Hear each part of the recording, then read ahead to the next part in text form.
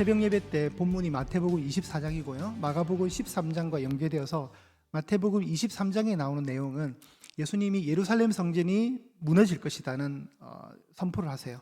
그 얘기를 들었던 제자들이 굉장히 당황해가지고 베드로와 안드레, 야고보와 요한 이 네 명이 예수님께 조용히 와서 묻습니다. 예수님, 성전이 무너진다는 것은 곧 종말을 의미하는 것인데 이 종말의 때는 어떤 징조가 있겠습니까? 라고 물어요. 여러분 이런 얘기 들어보셨어요? 마지막 때 일어날 징조가 무엇입니까? 어떤 현상이 벌어집니까? 라고 물어요. 그럴 때 예수님이 첫 번째 하셨던 말씀이 사람에게 미혹을 받지 않도록 주의하라 그래요.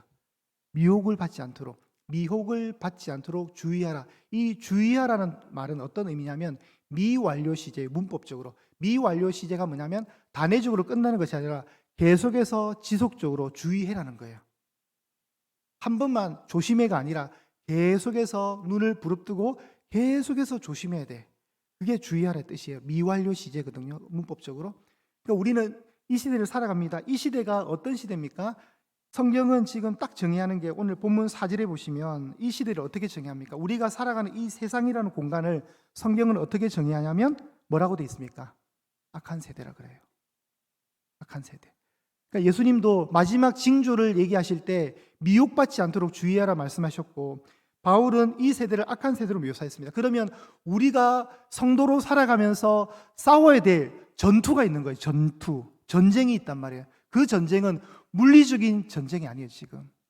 지금 러시아와 우크라이나, 하마스와 또 이란, 이스라엘 이렇게 되어 있는 이런 물리적인 전쟁도 전쟁이지만 성도로서 겪는 전쟁은 따로 있단 말이에요. 그 따로 있는 전쟁이 뭘까요? 오늘 설교 제목입니다. 뭡니까 여러분? 진리 전쟁이에요. 진리. 진짜가 무엇이고 가짜가 무엇인가라는 거예요. 그럼 진리가 있다는 것은 반대로 비진리가 존재한다는 거죠. 어떤 목사님이 집회를 마치고 돌아가는 길에 라디오를 들으면서 집으로 복귀하고 계셨습니다. 저녁 무렵에. 근데 이 라디오에서 나오는 어떤 한 분의 설교가 너무 좋은 거예요. 근데 이분이 처음 듣는 분 같은데 설교를 너무 잘해서 목소리 톤도 너무 좋고 해서 참 은혜가 된다 하고 이제 그 방송을 계속 듣고 집으로 가고 있는 중에 그 방송이 이제 끝나게 되었어요. 여러분 모든 방송들이 끝나면 시그널이 소개되잖아요. 지금까지 MBC 라디오 누구였다 이런 거 나오죠. 이 모든 설교를 다 듣고 그 방송에서 나오던 말이 뭐냐? 지금까지 BBS 불교 방송이었습니다. 이라는 거예요. 목사님이 설교인 줄 알고 들었는데, 그러면 여러분 목사가 분별하지 못할 정도의 내용이었다면 그 내용이 굉장히 좋았던 거예요. 근데 그 메시지는 불교의 스님이 했던 메시지가 되는 거예요. 그러면 왜 이렇게 헷갈리게 되었냐? 그래서 여러분 7절에도 이런 상황을 뭐라고 묘사하냐면 교란이란 단어가 나와요. 7절에 교란. 오늘 우리 기도하셨던 우리 집사님은 혼돈의 시대라 얘기하잖아요. 교란. 아니 목사도 헷갈릴 정도예요. 목사도 이게 기독교의 목사가 설교하는지 불교의 스님이 법문을 얘기하는지를 아리까리 헷갈릴 정도면은 우리가 이 시대에 정신줄 놓아버리면은 미혹받을 수 있다는 거예요. 그렇겠죠. 자, 우리가 구원을 받는 것은 정말 은혜입니다. 자, 4절에 보시면 사도 바울이 지금 갈라디아 지역에 있는 교회들에게 이 편지를 쓴 겁니다.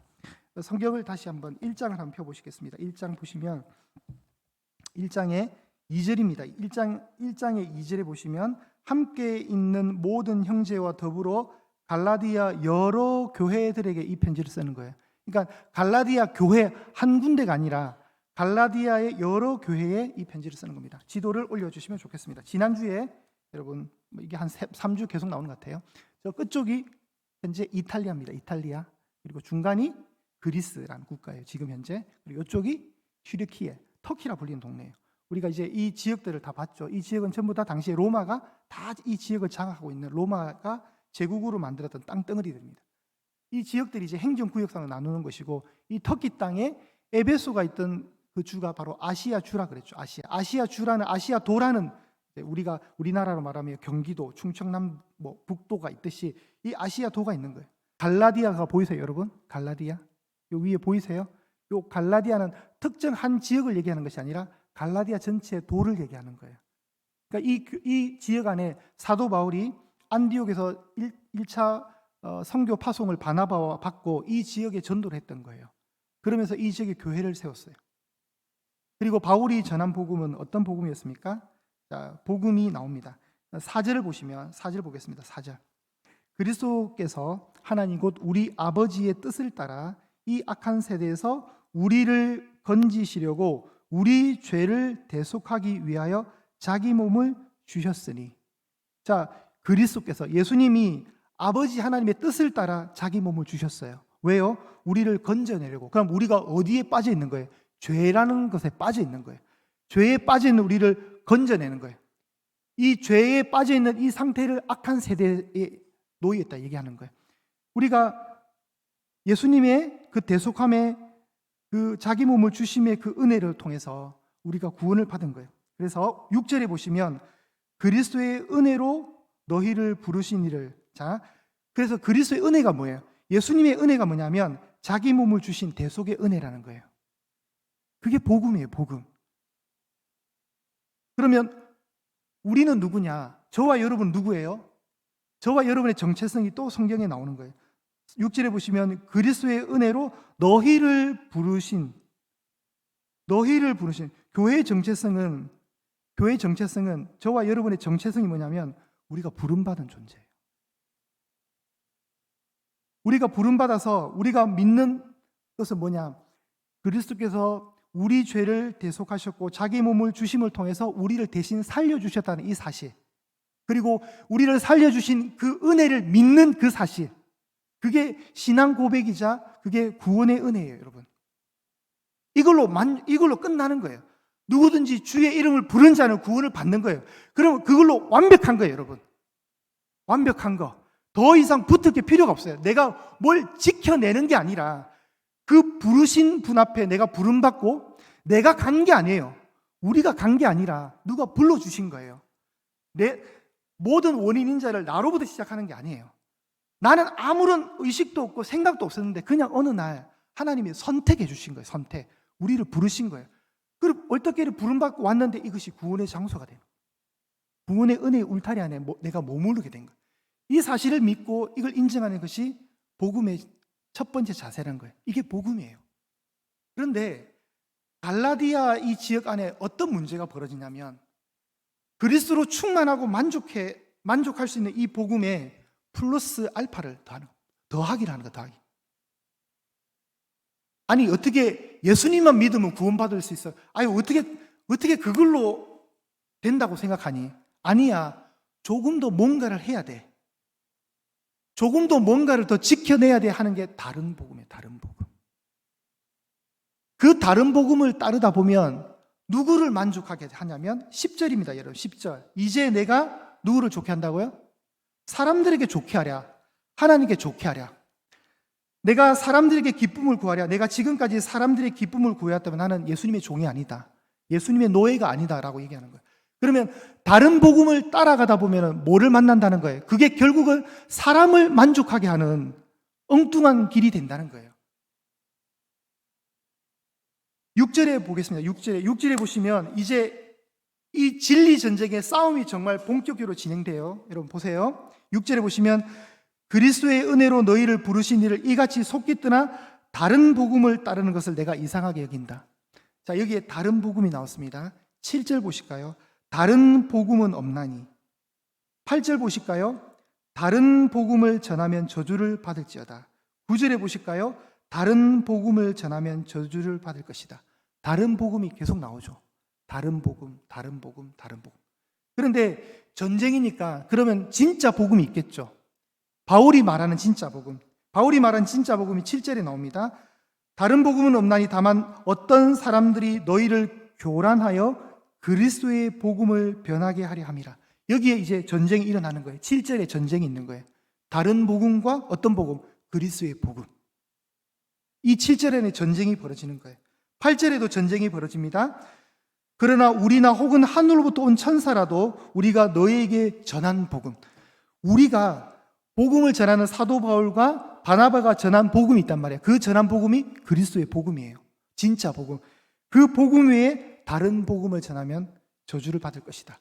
또 이 8절 안에 두 개의 복음이 있는 거예요. 진짜 복음과 다른 복음. 전쟁의 양상이죠. 9절입니다. 우리가 전에 말하였거니와 내가 지금 다시 말하노니 만일 누구든지 너희가 받은 것 외에 이 갈라디아 교회가 받은 게 뭐예요? 진짜 그리스도의 복음이란 거예요. 그 복음 외에 다른 복음을 전하면 저주를 받을 것이다. 이 9절 안에도 또 전쟁이 있는 거예요. 진짜 복음과 다른 복음. 이게 여러분 이 마지막 때 이 악한 세대 속에 살아가는 저와 여러분이 만나는 진짜 전쟁이에요. 그래서 예수님은 미혹을 받지 않도록 주의하라는 거예요. 우리가 미혹받을 수 있다는 거예요. 어떤 복음에? 다른 복음에 의해서 미혹을 받을 수 있다는 거예요. 자, 이건 이제 어려운 겁니다. 자, 요한계시록 6장에 가면 이제 3페이지 올려주실까요? 예수님이 인을 떼십니다. 인. 이게 뭘까요? 예전에 두루마리 편지는 둘둘둘 말려 있죠. 그리고 이것을 촛불 같은 걸 녹여서 이게 닫았단 말이에요. 그죠? 여기에 7개의 인이 있습니다. 예수님이 한 개씩 떼세요. 요한계시록 6장에 가면 한 개씩 뗄 때마다 이 지구에 엄청난 재앙이 쏟아져요. 한 개씩 뗍니다. 예수님이 첫 번째 탁 인을 떼는데 흰색 말을 탄 자가 나오고요. 두 번째 인을 딱 떼니까 붉은색 말이 튀어나고요. 세 번째 인을 딱 떼니까 검정색 말과 말을 탄 자가 튀어나고요. 네 번째 인을 딱 떼니까 사람의 시체 색깔인 그 시체 죽음을 상징하는 말이 튀어나와요. 말과 말을 탄 자가. 자, 다섯 번째 요한계시록 6장 2절입니다. 이에 내가 보니 흰 말이 있는데 그 탄 자가 뭐를 가졌다고요? 활을 가졌고 머리에는 면류관을 받고 나아가서 이기고 또 이기려고 하더라. 흰 말을 탄 자가 자꾸 이기려고 해요. 흰 말을 탄 자가 활을 가지고 머리에 면류관을 썼습니다. 그 다음 그림, 자, 이렇게 되는. 첫 번째 인을 딱 뗄 때 흰 말과 흰 말을 탄 자가 나왔고요. 요한계시록 19장에 가면 이게 이렇게 구절이 나옵니다. 또 내가 하늘이 열린 것을 보니 백마와 그것을 탄 자가 있으니 그 이름은 충신과 진실이라. 그가 공의로 심판하며 싸우더라. 누굴까요? 딱 봐도 예수님이에요. 그 눈은 불꽃 같고 그 머리에는 많은 관들이 있고 또 이름 쓴 것이 하나가 있으니 자기밖에는 아는 자가 없고 또 그가 피 뿌린 옷을 입었는데 그 이름은 하나님의 말씀이라 칭하더라.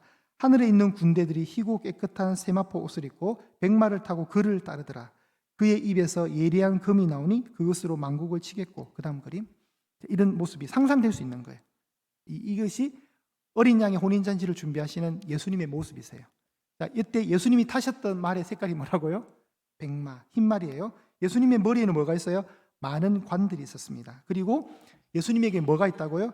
입에서 예리한 칼이 나왔어요. 검이 나왔어요. 자, 다시 요한계시록 6장에 나오던 흰 말을 탄 자는 활을 가지고 면류관을 썼잖아요. 그런데 예수님은 진짜 흰 말을 타셨고 머리에 여러 관들을 쓰셨고 활이 아니라 칼을 가지고 계셨어요. 뭔가 어때요, 여러분? 비교를 딱 해보니까 어때요? 비슷합니다. 방송실에서는 굳이 얘기 안 해도 돼요, 여러분. 잘 아니까 비슷합니다. 이게 진리 전쟁이에요. 그러면 앞에 나왔던 흰 말은 어떤 말일까요? 가짜라는 거죠. 왜냐하면 진짜 예수님은 이런 모습인데 가짜는 다르더라는 거예요. 같은 흰 말인데 가짜는 어떤 걸 쓰고 있었습니까? 면류관을 쓰고 있는데 이 면류관은 우리가 운동 경기를 했을 때 1등한 사람이 쓰는 관 있죠. 네. 그런 관을 얘기하는 거. 예수님이 십자가에서 못 박히실 때 쓰셨던 가시 면류관의 그 면류관이에요. 그런데 요한계시록 19장에 나오는 예수님이 쓰시는 저 관은, 많은 관들은 왕을 상징하는 왕관이에요. 그러니까 다르죠. 예수님은 칼을 가졌고 저쪽은 가짜는 뭘 가졌다고요? 활을 가졌어요. 근데 똑같은 건 뭐예요? 똑같이 흰 말을 탔다는 거예요. 그 다음 그림. 우리나라의 주로 지리산을 중심으로 이단 교주들이 한 53명 정도가 있어요. 54명 정도가. 돌아가신 분도 있고. 그건 돌아가셨다면 죽었다고 해야 되겠죠. 죽은 자들도 있는데 주로 저런 사람들이 타는 말이 뭔지 아세요? 그 많은 말 중에 해필 흰 말을 많이 탄단 말이에요. 그 다음 그림. 여러분 잘 아시는 이만희 선생님께서도 흰 말을 좋아하십니다. 이게 여러분 왜 그럴까요? 말도 색깔이 많잖아요. 그렇죠, 여러분? 여러분 말을 안 타보셔서는 잘 모르겠지만 저도 안 타봤지만 말은 많은 색깔들 가지고 굳이 왜 흰말을 타냐고. 쥐가 메시아라고 생각을 하는 거예요. 가짜들이. 자기가 교주니까. 이게 여러분 우리의 현실입니다. 그 다음 마지막 그림 한번 올려주실까요? 우리가 악한 세대에 살다 보니까 내가 자칭 메시아다 혹은 내가 하나님의 아들 예수다라고 이단 교주들이 나옵니다. 이 악한 세대. 복잡하죠 여러분. 근데 누구 한 분이 정리를 했더라고요. 1917년을 시작으로 이런 이단들이 나오는데 한번 엔터를 하나씩 쳐볼게요. 딱 치면 조이성, 여러분 영생교 조이성 들어보셨어요? 영생교 들어보셨죠? 그 다음 문성명 나오죠. 통일교의 문성명. 그 다음 정명석이죠. 지금 감옥에 가 계신 분 정명석. 그 다음 우리 이만희 선생님 나오시죠. 그리고 또 전도관 했던 박태선. 그리고 세월호 사건 때 유명했던 유재열.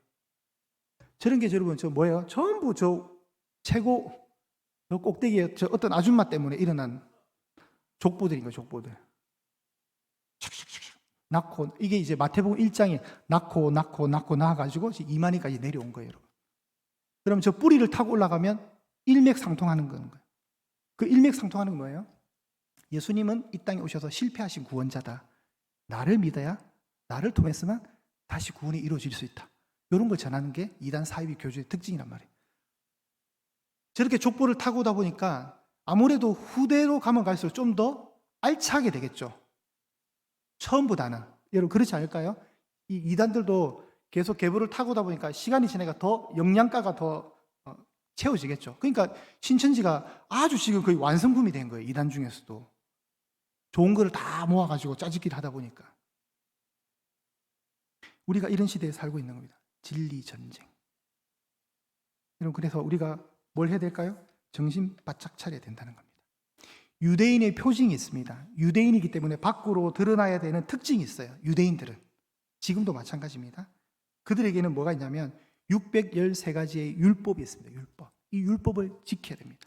그리고 남자는 특히 할례. 할례를 받고 율법을 지켜야 구원을 얻는다고 생각하는 것이 구약 성경을 배경으로 하는 유대인들의 사상입니다. 그런데 어느 날 바울이 복음을 전합니다. 예수를 진심으로 입으로 시인하면 나의 구주, 나의 하나님으로 인정하고 받아들이고 그분을 초청하면 구원을 받는다. 그분을 믿으면 구원을 받는다. 이 간단 명료한 진리를 바울이 복음을 전했고 바울이 그 전한 복음은 성경의 7절에 나오는 그리스도의 온전한 복음입니다. 그런데 어떤 일이 벌어지냐면 유대인 배경 속에 오랜 시간 머물렀던 율법과 할례라는 그 표징을 가지고 있던 사람들은 이걸로는 만족이 안 되는 거예요. 어떻게 믿기만 하면 구원을 받느냐? 나도 무언가를 해야지. 그래서 이 사람들이 개종된 유대인들이 주장했던 게 뭐냐면 율법도 지켜야 된다. 법을 지키면서 예수님을 믿어야 온전히 구원을 받는다. 그러니까 플러스가 된 거예요. 플러스가.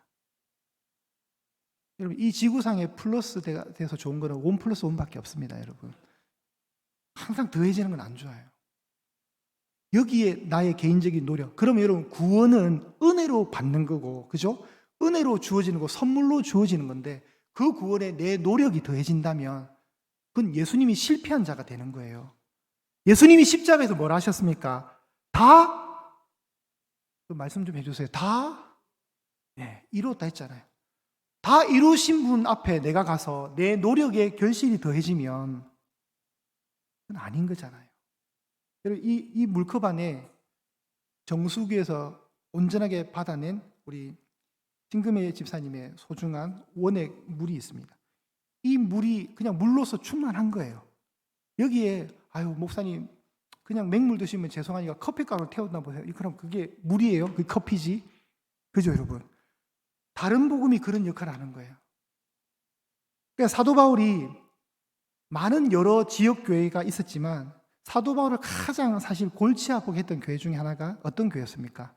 고린도 교회가 있었고 여기에 갈라디아 교회가 있어요. 바울이 이상한 거예요. 자, 6절 다시 보실까요? 그리스도의 은혜로 너희를 부르신 이를 어떻게 했다고요? 속기 슉 따랐대요. 왜요? 다른 복음의 매력이 돼가지고.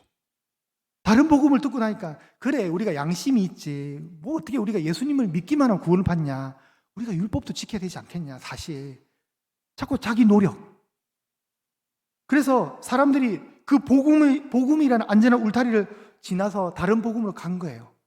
그걸 사도 바울이 뭐라 생각한다고? 내가 이상하게 여긴다는 거예요. 왜 그러냐 도대체.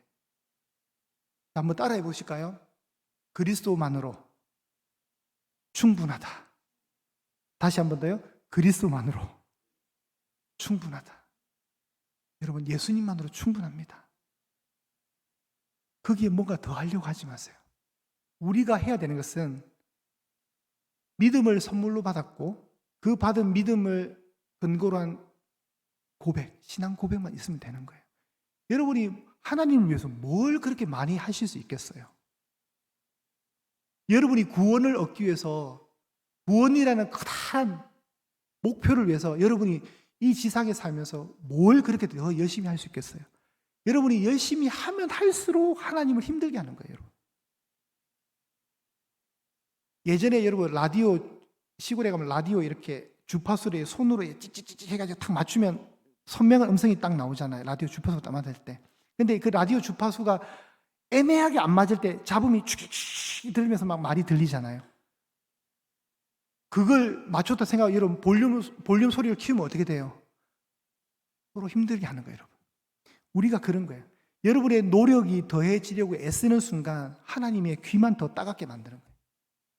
그분이 다 이루어 놓으신 구원의 그 완벽성에 여러분의 개인적인 노력과 선행과 공로를 대해서 내가 이제 천국 가면 더 큰 자리 차지해야지 그런 의식으로 가지고 여러분 신앙생활 한다면 잘못하시는 겁니다. 그러면 우리가 왜 이런 말씀을 나누냐? 여러분 지금 우리가 살아가는 이 시대가 이 악한 세대 속에 놓여있는 우리는 너무 많은 거짓 가르침과 교리에 노출이 돼 있다는 거예요. 이제 그건 이제 제가 다음 주에 제가 준비한 영상을 가지고 몇 가지 소개를 하겠습니다.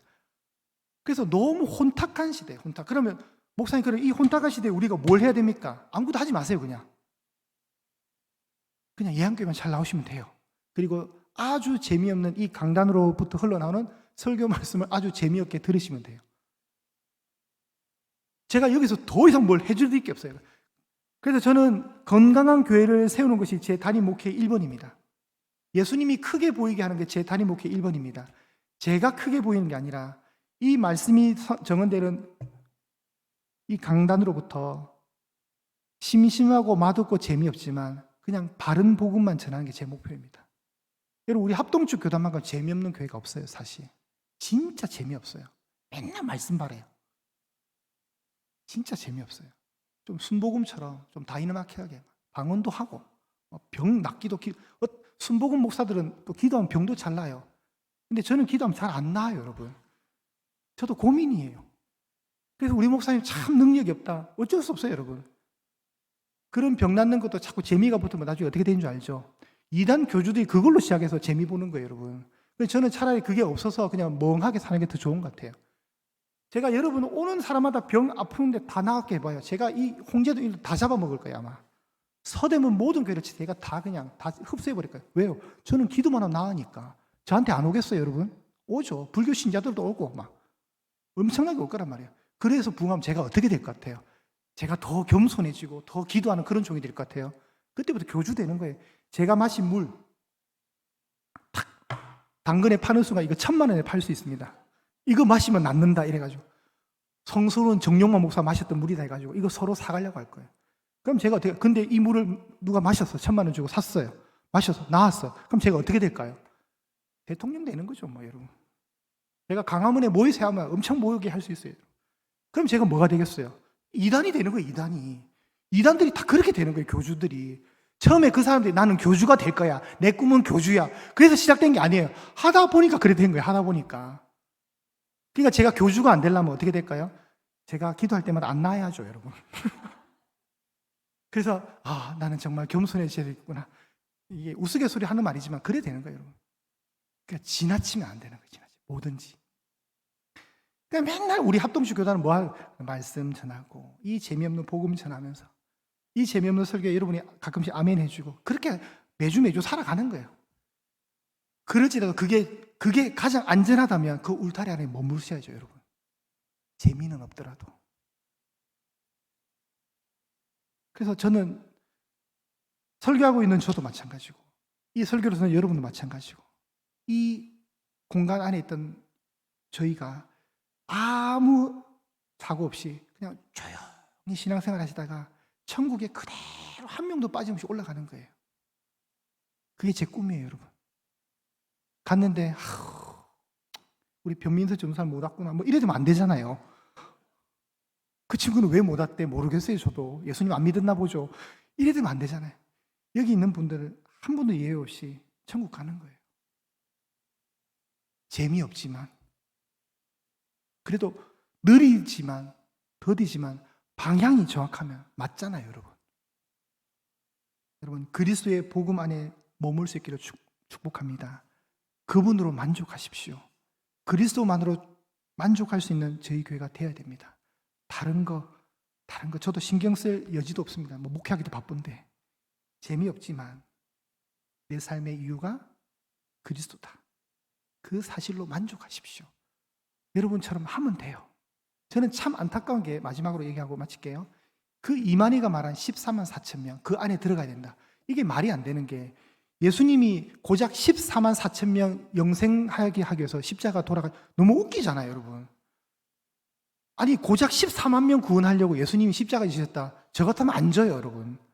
그거 고작 구원하려고. 그냥 예수님 믿고 신앙 고백하면 천국 가는데 굳이 이만희를 통해서 14만 4천 명이 들어가려고 하는 그런 것 자체가 참 안타까운 거죠, 여러분. 여러분, 지금 신천지가 너무 부흥을 해가 14만 4천 명 넘었잖아요. 20만 명이 넘었어요. 이제 서로 시험치면서 경쟁하는 거예요. 예전에는 14만 4천 명만 되면 구원이 완성되어서 이 땅에 영원토록 잘 산다 했는데 어찌 하다 보니까 너무 많이 부흥이 돼가지고 지금 막 20만 명이 넘어가는 거예요. 그러니까 어떻게 해요? 또 교리를 바꾸는 거죠. 아이고, 그때 했던 교리를 수정하자 이래요. 다시 이제 큰 무리 뭐 이런 교리 나오고. 그죠, 여러분? 그러니 얼마나 안타깝습니까? 그냥 제가 드리는 결론은 겁니다. 그냥 이 상태로 있으세요, 여러분. 그냥 이 상태로 있으면 그대로 천국 가는 거예요. 제발 좀 다른 복음을 만지도 마세요. 냄새 맡지도 말고. 먹기에 아름답고 지혜롭게 하면 탐스럽기도 한지라 그거 시작되는 순간 선악의 나무를 따먹는 거예요. 가만히 보세요. 따먹지만 해서 그냥 가만히 지켜만 보세요. 그냥.